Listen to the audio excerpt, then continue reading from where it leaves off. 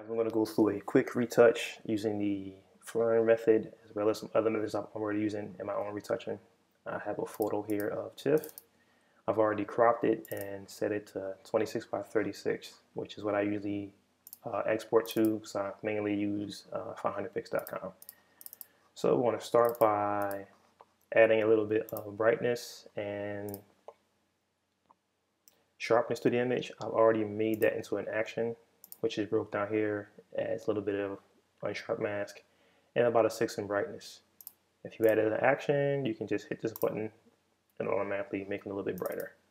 I do that because most of the time when I leave photos the way they are, they come out a bit dark when I post them. Okay, next step we're going to do is remove blemishes. You just go over here to the spot healing brush tool. This can be used with a mouse or a pen tablet. I'm pretty much addicted to my pen tablet, so that's what I'm going to use because it gives me much more control. Shortcut for that is J. It's going to removing the smaller blemishes because the frequency separation will remove most of the big blemishes that are getting on your nerves in your photos. And you can also paint on skin while keeping the texture with this method. I am not the creator of this method. I've learned this from Jahi over at Phlearn. It's one of the best retouching videos I've ever watched, so I thought I'd implement it in my own workflow, and it's been pretty good for me so far. You can go completely crazy removing blemishes. Tiff has pretty good skin, so this won't take long at all. I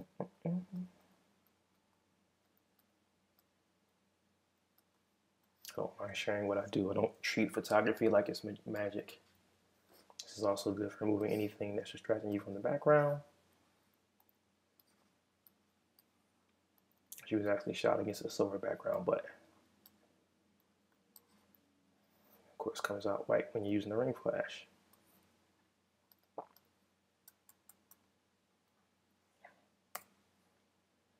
Okay, so I think I'm almost done here. Tab will let you apply just the right amount of pressure as opposed to a mouse, which can be like a sledgehammer sometimes.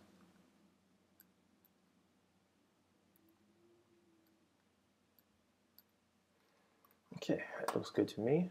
I'm going to move on to our frequency separation. This is a 16-bit image, so I'm going to use a 16-bit one. Again, I learned this on Phlearn.com.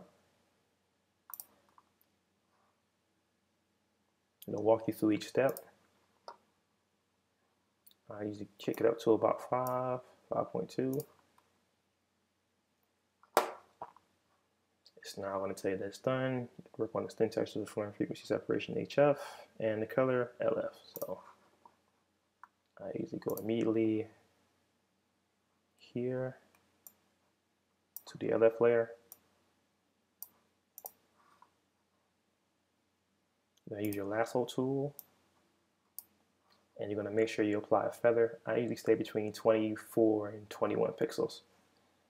You hit the Q, which is the quick mask tool, will let you know how soft that feathering will be between the border and the actual area you're lassoing. So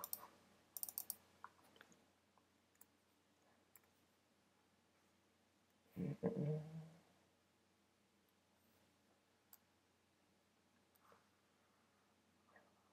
what you're trying to do is blend the areas that are separated by tone to make them a bit smoother in transition.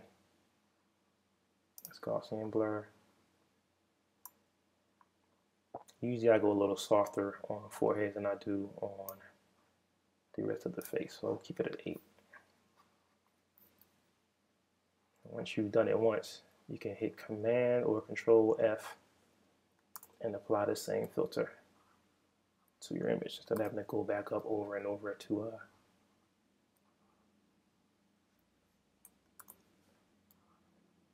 apply Gaussian blur again.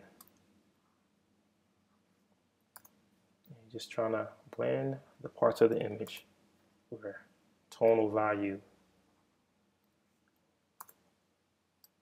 is varied. like right here. If it looks crazy, don't worry. It won't after you draw it back.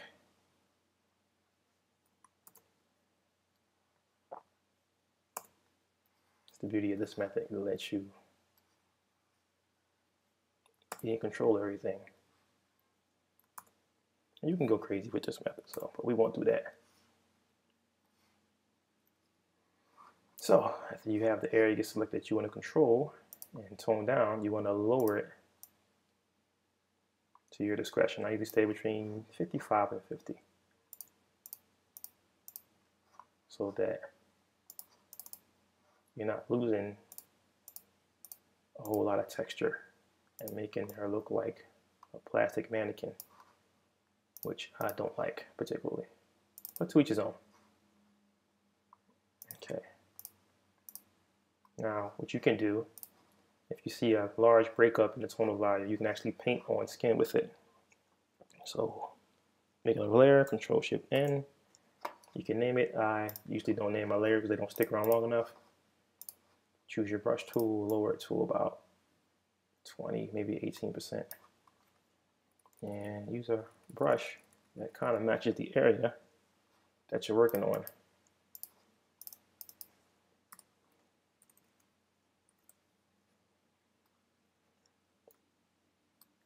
And scroll back so you can see what you're doing. You have a habit of being too close to a piece of work too long and then wondering why it looks crazy because you're not stepping back. That same rule applies in painting, drawing, whatever you're doing.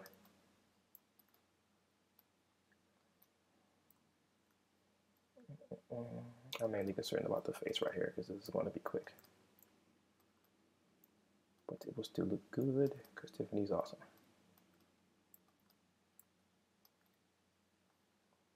Okay, and the reason why you scroll back because you'll have more control of the area. And this is very subtle changes, as you can see. Okay. Now, if you think it's too thick, you can always lower it a bit because we want subtlety, people. Very subtle. Shrink it down. Obviously, that makeup is bothering me. So what we want to do is make a new layer.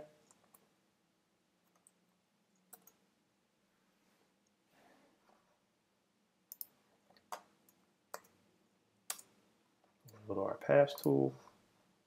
Select the pen tool. And make a pen selection around the lips. And this will give us control over where our selection is going to be.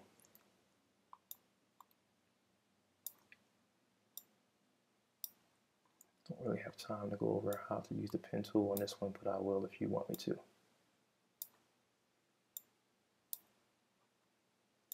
But I'm using the Alt key to control the direction and the Command key to move anchor points. That'll be your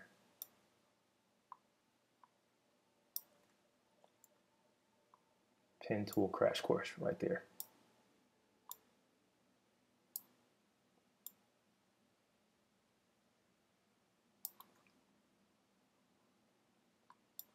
Bottom part of the lip is pretty well done, so I won't mess with those too much.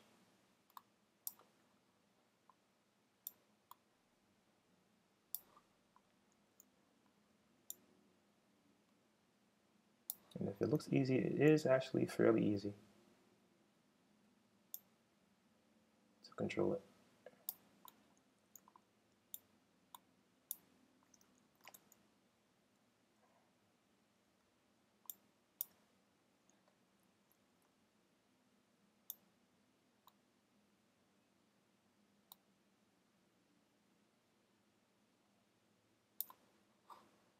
Go back real quick.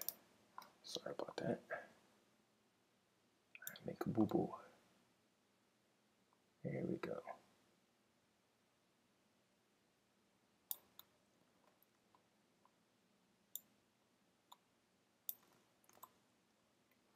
Okay, So now you're going to make this a selection.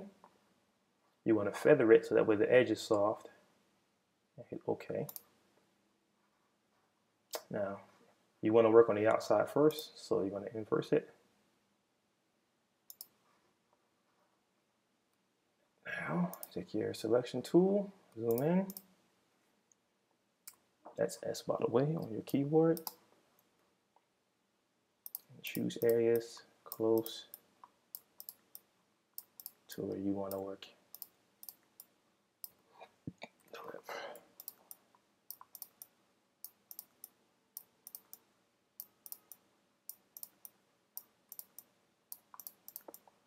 And what you'll have is a much better defined shape of the lip. If it looks cartoony, we'll fix it, don't worry.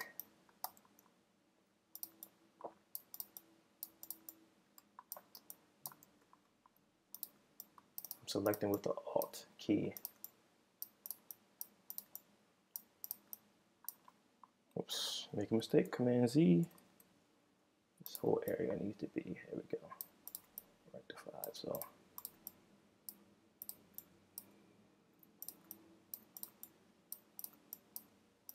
Bear with me.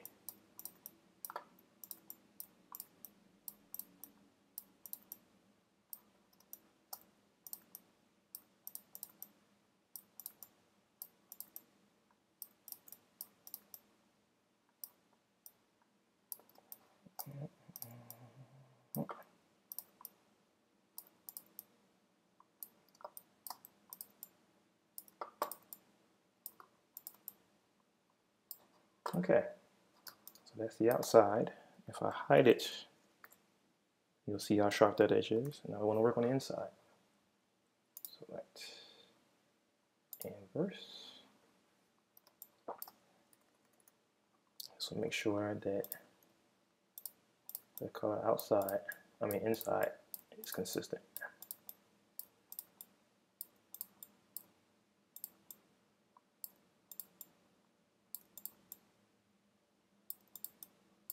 Just make sure you don't paint her mouth closed, which would be weird.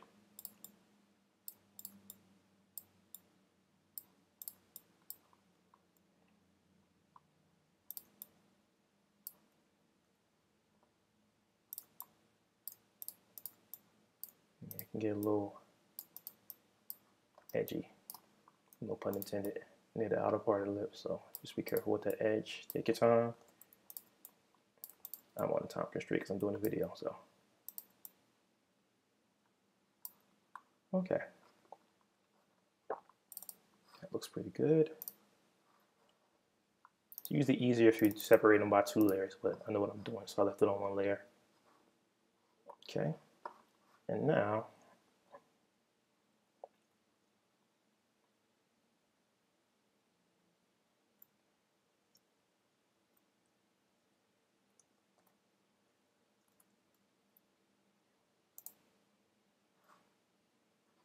what you do is you want that to not be as unrealistic as it looks now. So you're going to paint black right along the edge here, just to bring some of the realism back to the lip.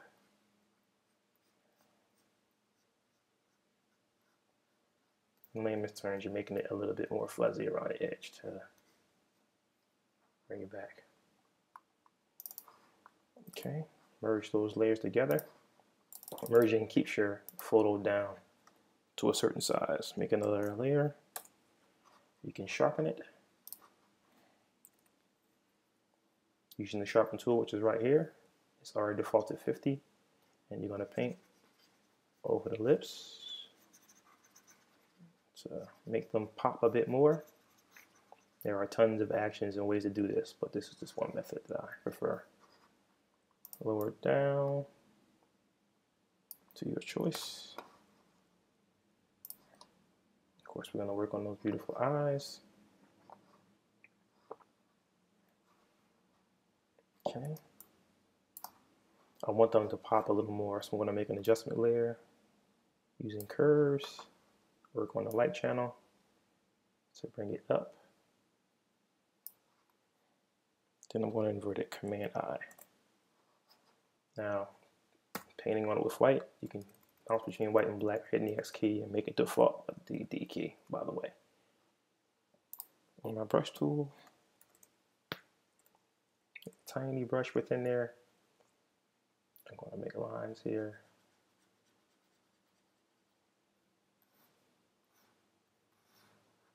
And the line should always go the opposite side of where that light is hitting at. And you still have control over how much light is in there. Now we're going to blur it to make it more natural. Blur.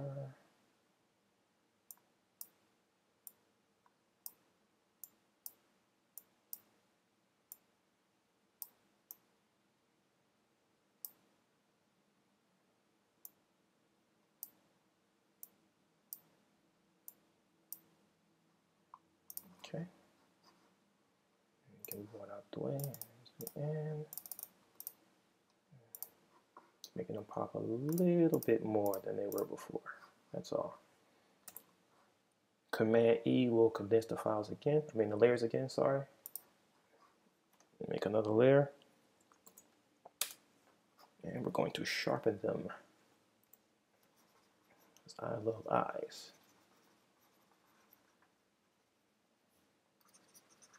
And this is to your taste, so to speak.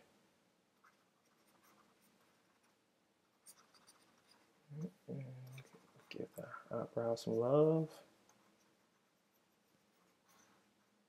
Be careful on the very edges, they tend to start getting overly sharpened if you add too much.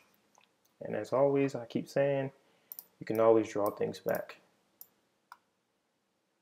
by lowering the opacity. Before and afters. Command-E to condense it. Now you can see where we've been and where we arrived to. Boom. Okay, I'm a stickler for hair as well, so I want to correct that part in her hair. So I'm going to make another layer, Command-J, and then use the selection tool and only select part of the layer I plan on working on. I'm going to hit Shift+Command+X and choose the Liquify tool. Okay.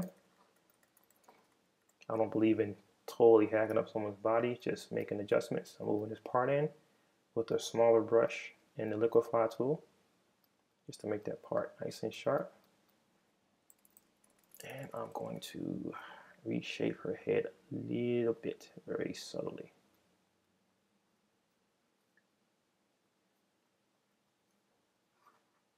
Boom. And Command-D to deselect. Condense those two layers. And there we are, folks. Now I could go, oh, sorry about that.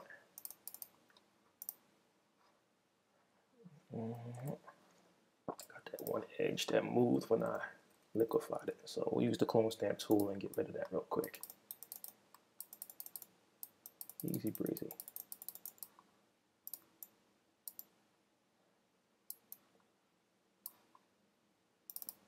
And that's it. So this is a mixture of the Phlearn method and my own techniques. I hope it was informative.